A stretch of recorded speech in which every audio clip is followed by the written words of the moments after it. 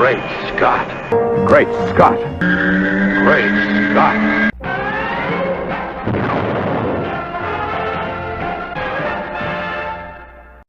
Hello everyone, and welcome to another episode of Great Scott. I'm Scotty V.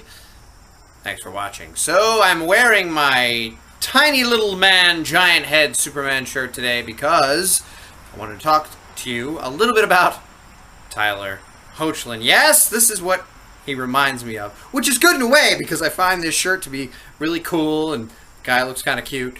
Not to say Tyler Hoechlin is cute, although he's a good-looking guy. He's fit. I said this when he was first picked to be cast. People were saying, look at this guy, blah, blah, blah.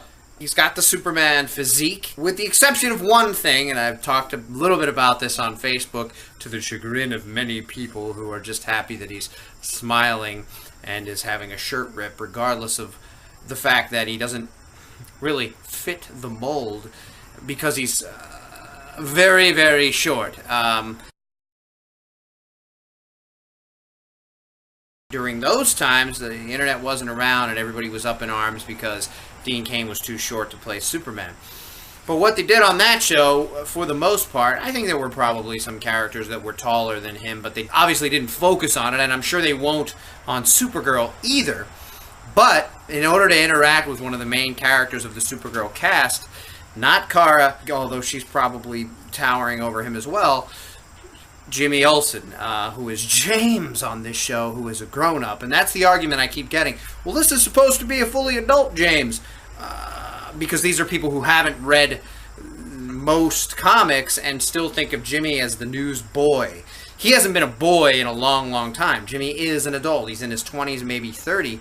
But he's still kind of scrawny. He still has the red hair and the freckles. He's still a white guy normally. But in this case, he isn't. He is cast as a giant, hulking specimen, model-y type man whom wouldn't possibly look up to someone who looked like me or Tyler Hoechlin. Not to say I'm as good-looking or as fit as Tyler Hoechlin, but I'm taller than him, but I don't have muscles, and they're going back to the Christopher Reeve, Brandon Routh, really skinny but fit Superman, the lanky Superman. But the problem is Hoechlin doesn't have the lankiness to fit that lanky mold. He does have a fit body, but he's a small guy. So it looks kind of funny when in the publicity shot where he's standing with Kara, who he's about the size of, and James is on the other side hulking over both of them, somehow gushing over Superman, whom isn't someone that someone like James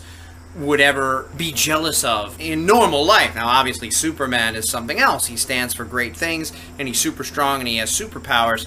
So he's different than if Tyler Hoechlin was just a guy who looked like that, because James or people of that ilk would just go, look at that guy.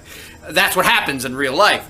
So having this guy cast as Superman who is dwarfed by Jimmy Olsen reminds me a lot of this shirt, whom this particular Superman would be dwarfed by any larger, normal-sized person. Although they did release a trailer with both Superman and Supergirl flying around. I didn't watch it with sound. I was in somewhere where I just watched it with no audio on, and it was very exciting, and I am looking forward to seeing him flying around. And I like a shirt rip with the chest symbol exposed as much as any other guy, and when a smile is called for, I like a smile as well. So I'm looking forward to that side of this version of Superman, but I just think it's a little odd that our Jimmy Olsen is like this and our Superman is like this. But anyway, thanks for watching, everybody, and we'll talk to you later.